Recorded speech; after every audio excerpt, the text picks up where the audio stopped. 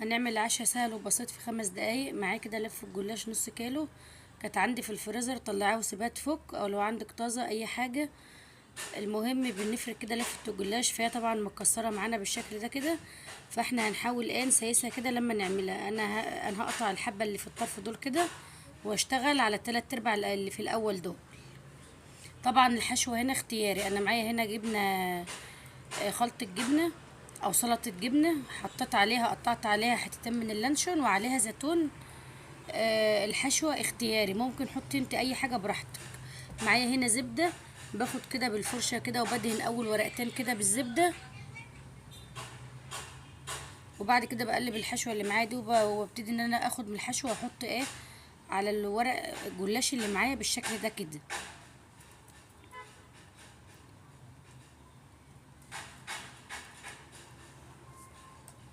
بتني بقى كده الاطراف، الطرف ده كده بتنيه، وبجيب الطرف التاني عليه، ونفس الحكاية برضو الطرف اللي على الطرف ده برضو بقى بتنيهم على بعض كده، ودهنة بسيطة من الزبدة، وابتدي ان انا احطه في الصينية بالشكل ده كده. انا بخلص كل الكمية عشان ما اطولش عليكي. وده اخر حتة كانت معايا، ما كانش فيها اللي هي دي، فانا قلت بقى اوريها لكم، لان انا خلصت كل الصينية وما وريتكيش الا اول واحدة بس.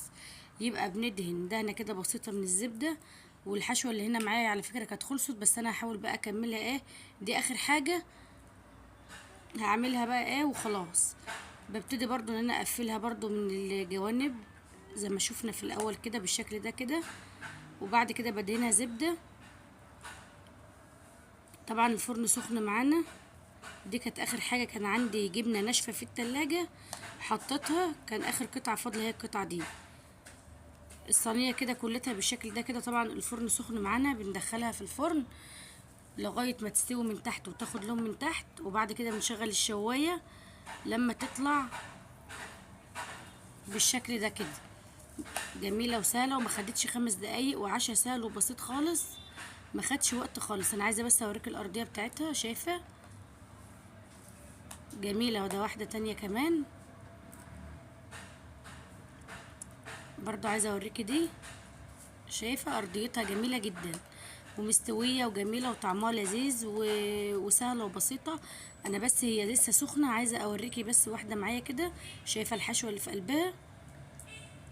وصفة سهلة وبسيطة وفي 5 دقايق بس. هي عشاء، ما تنفعش غدا، هي عشاء خلاص، لان الكمية قليلة خالص. هي سخنة، انا عايزة اقطعها معاكي بس انا مش سخنة اوي، مش عارفة امسكها بايديا.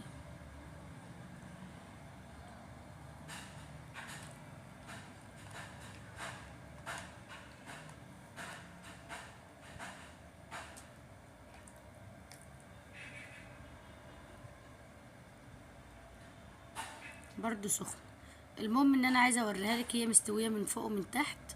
يا ريت بقى لو الفيديو عجبك واول مرة تشوفيني اعملي اشتراك في القناة وفعلي زر الجرس عشان يوصلك كل حاجة بعملها.